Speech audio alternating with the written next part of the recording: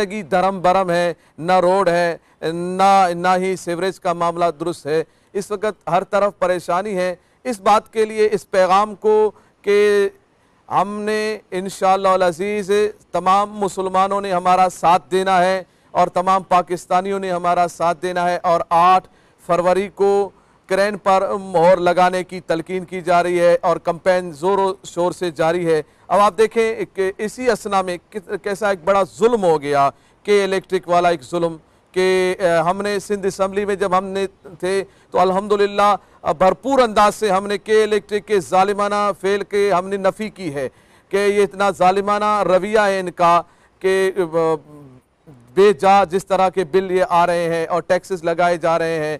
हमने सिंध असम्बली में भी ये बावर करा और कई मरतबा हमने करारदाद भी पेश की और कि ये के इलेक्ट्रिक को लाइसेंस जारी न किया जाए, मगर बड़े चालाकी के साथ, बड़े तरीक़ेकार के साथ दोबारा लाइसेंस जारी कर दिया गया 6 माह के लिए, जैसे पहले जारी कर दिया गया एक ज़िमनी तौर पर, उबरी तौर पर।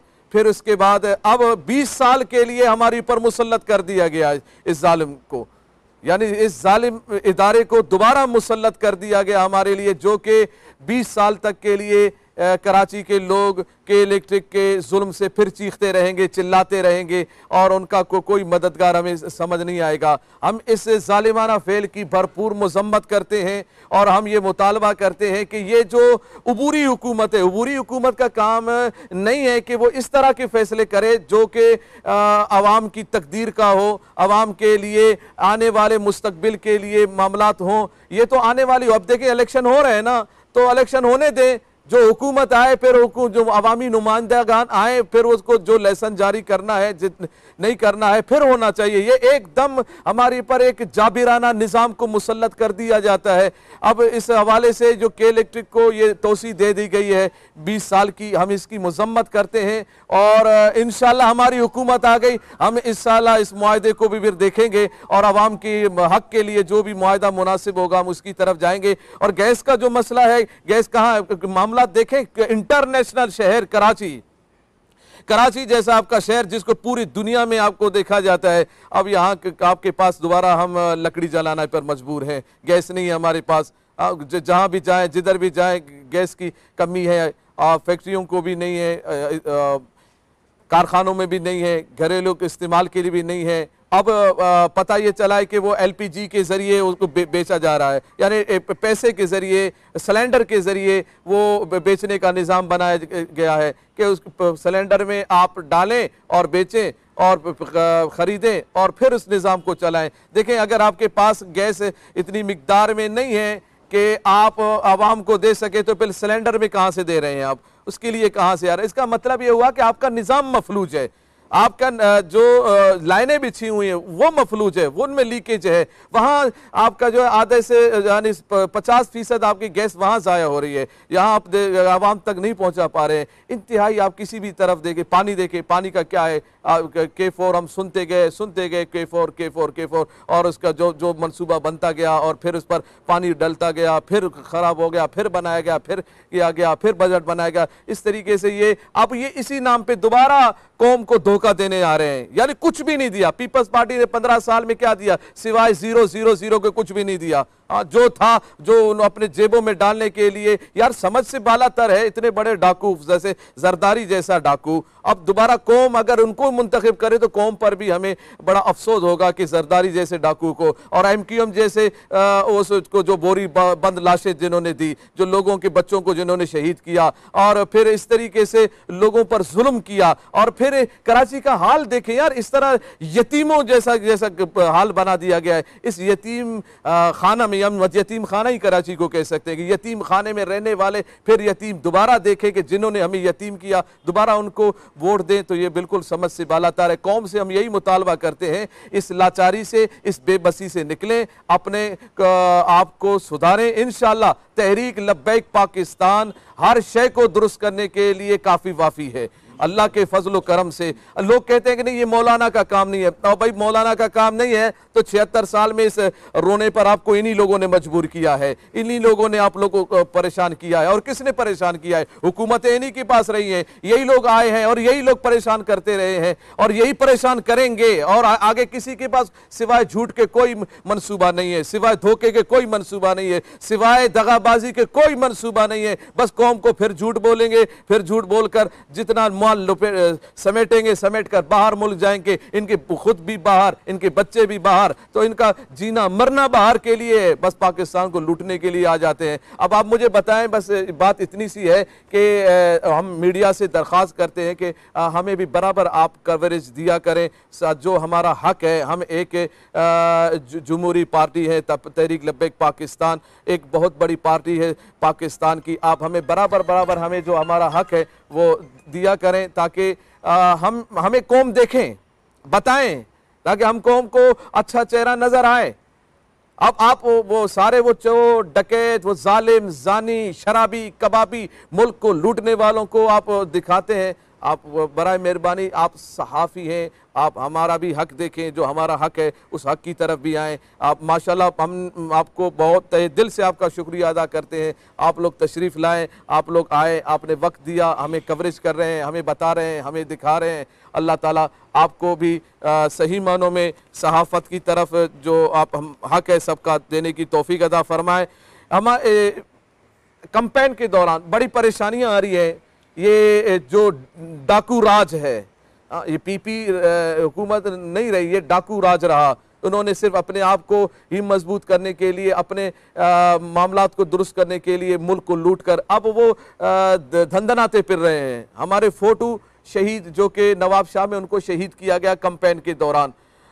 मुझे आपसे यही बात मैं कर रहा हूँ, आपसे आप लोगों को मदऊ करने का मेरा ख़ास बात यही थी कि वो फ़ोटो शहीद को आप दिखाते, फ़ोटो शहीद को शहीद किया गया, उस जुल्म को आप दिखाते, आप बताते कि क्यों उनको शहीद किया गया, किस हवाले से शहीद किया गया, क्यों हुआ, क्या मामला हुआ, ये पीपी क्यों गुंडागर्दी कर रही है, क्यों परेशान कर रहे हैं। आज भी कल भी हमारे कैंडिडेट को थ्रेड आए हुए हैं और उनको ये कहा जा रहा है कि हम आपको उठा लेंगे, हम आपके बच्चों को उठा लेंगे, हम आपको मार देंगे, इस तरह की बातें हो रही है। और बाकी हमारे खालिद लतीफ़ जो कि हमारे हर दिल अजीज़ हमारे खालिद लतीफ़ साहब जो क्रिकेटर हैं और इंटरनेशनल क्रिकेट भी खेल चुके हैं और अभी भी माशाल्लाह क्रिकेट के मरहल में है ये।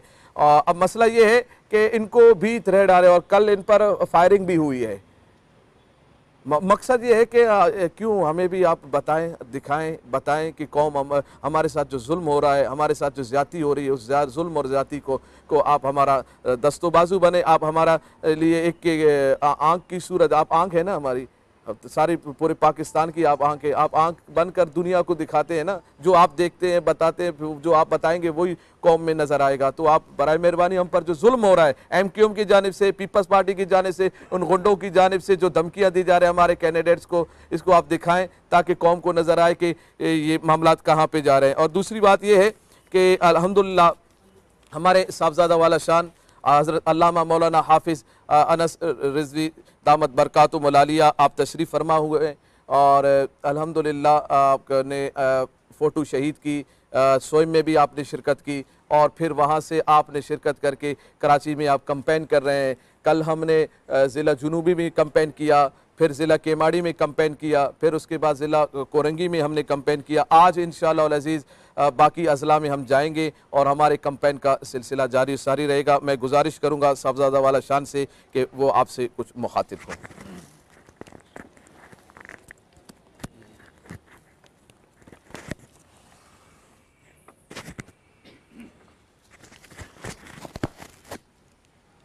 नहमदुहु व नुसल्ली व नुसल्लिमु अला रसूलिल करीम। बिस्मिल्लाहिर्रहमानिर्रहीम। मेरा पैगाम तमाम अहलियाने कराची के लिए है कि आप लोगों ने देख लिया 76 साल गुज़र चुके और मैंने कराची और सिंध का दौरा भी किया और देखा कराची और सिंध के अंदर जो हालत है। तो अब आपके पास एक सुनहरी मौका है। उससे पहले मैं आपको बता दूं कि इमाम हुसैन फरमाया करते थे कि जुल्म के ख़िलाफ़ जल्दी उठो वरना ज़्यादा कुर्बानी देनी पड़ेगी। तो अभी सिर्फ वोट है कल को ये ना हो कि आपकी जानों के बदले फिर ये निज़ाम बदले। तो अभी तहरीक लब्बैक या रसूलुल्लाह ने मैदान सजा दिया है इन ज़ालिमों के ख़िलाफ़, इन जाबरों के ख़िलाफ़। और ये जितने भी हैं, जितने भी सियासी हैं, इन्होंने 76 साल से आप कौम को, आपके कौम के मुँह से निवाला छीना है। तो मेरी आपसे यही अहलिया ने कराची से गुजारिश है, पड़ेगा जुल्म के ख़िलाफ़ है कि इन तंसुरुल्लाह यंसुरुकुम, अल्लाह उसी की मदद करता है जो पहले अल्लाह के दीन की मदद करता है। तो पहले आप हुजूर के दीन के साथ खड़े हों।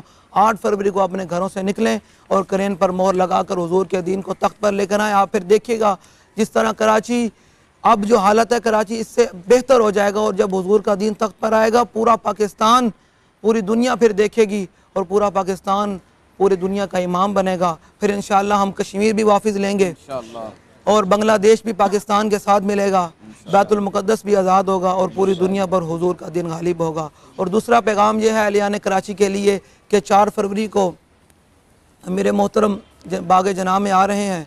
आपसे गुजारिश है कि आपने जोक दर जोक बाग जनाब में शिरकत करनी है और ये पैगाम देना है कि कराची अब न तीर वालों का है, ना ये पतंग वालों का है, न किसी और का है। कराची अब हुजूर के दीन का है और हुजूर के दीन को ही तख्त पर लेकर आएंगे इंशाअल्लाह।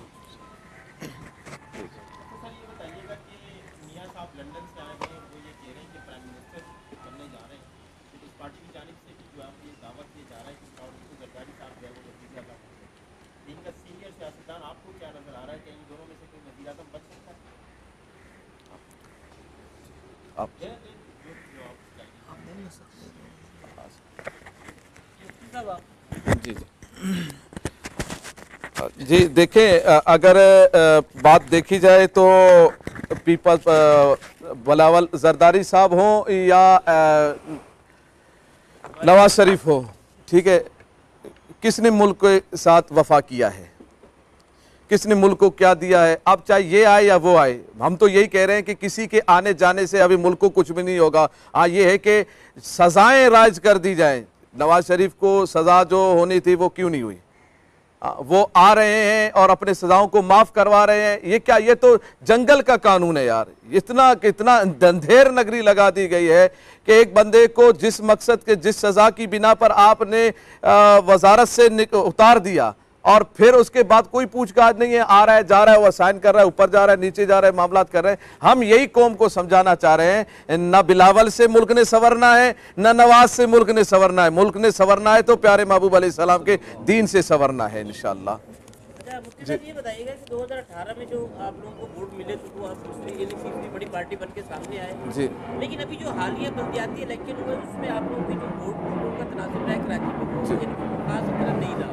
तो आप क्या समझते हैं कि आने वाले जनरल इलेक्शन में आप लोग को उम्मीद है? देखें, जो इलेक्शन है, मुझे वो इलेक्शन तो नहीं था, वो तो गुंडागर्दी थी और पुलिस गर्दी थी। वो पुलिस और गुंडागर्दी राज में जिस तरीके से हुआ आपने देखा यार। ये क्या इलेक्शन, कैसे इलेक्शन होते हैं? इलेक्शन हो गए, आधे घंटे के बाद, 1.5 घंटे के बाद, 2 घंटे के बाद रिजल्ट दे दिया जाए ना। ये 2 दिन 3 दिन 4 दिन 5 दिन पता नहीं कहां से कहा। 120 को उन्होंने 0 डाल के 1200 कर दिया।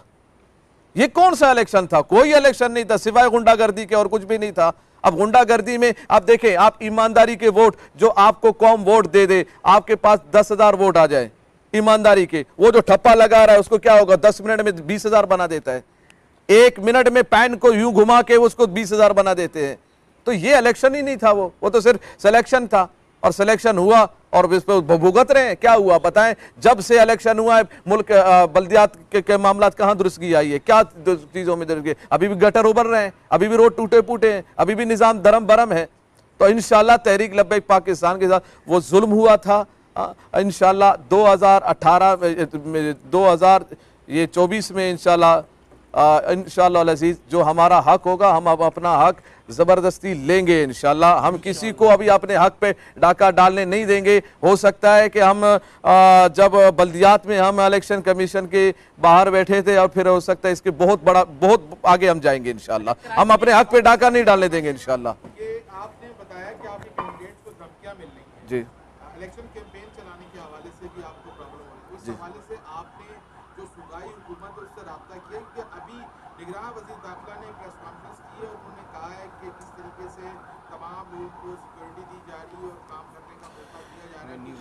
देखिए, हमने सिक्योरिटी के लिए बहुत दरख्वास्तें दी हैं, मैंने खुद अपनी दरख्वास्तें दी हैं, अपने कैंडिडेट्स के हवाले से दरख्वास्त दी है। हमारे खालिद लतीफ़ साहब यहाँ मौजूद है, हमारे मुफ्ती साहब हैं, और हमारे राब्ता सेक्रेटरी का आरिफ भाई यहाँ मौजूद है। इन्होंने तमाम इंतज़ामिया से गाय बगाए राब्ते में रहते हैं, मगर ये एक इंतज़ामिया नहीं है, ये कठपुतली है, ये इशारों पे चलने वाली एक इंतज़ामिया है और कुछ भी नहीं है। इनको जैसी हिदायत होती है वैसे करते हैं। अब ये हिदायत पर वो जो हुकूमतें चलें वो हुकूमत तो नहीं रही ना। अच्छा मुफ्ती साहब ये बता दीजिएगा कि शहर कराची में जो 22 सीटें हैं उसमें कि आपकी सीट एडजस्टमेंट भी किसी पार्टी के साथ कर रहे हैं या अपनी मदद आपके तहत आप खुद ही लड़ रहे हैं? देखें, अल्हम्दुलिल्लाह सिर्फ कराची की बात नहीं, पूरे पाकिस्तान में हमने अल्हम्दुलिल्लाह अल्लाह के फजल व करम से हमारे किसी के साथ एडजस्टमेंट नहीं है। हमने सिर्फ सुन्नी तहरीक जो हमारे निशान पर, हमारे क्रेन के निशान पर वो इलेक्शन लड़ रहे हैं पाकिस्तान कराची से, एक 90 से सूबाई का और 103 से PS 103 से और 238 NA से, उनको हमने टिकट दिया हुआ है 38 से 238 से, तो उनको हमने टिकट दिया हुआ है सुन्नी तहरीक को। बाकी हमारा किसी के साथ कोई इत्तेहाद नहीं है इस तरह का। ठीक है, जज़ाकल्लाह।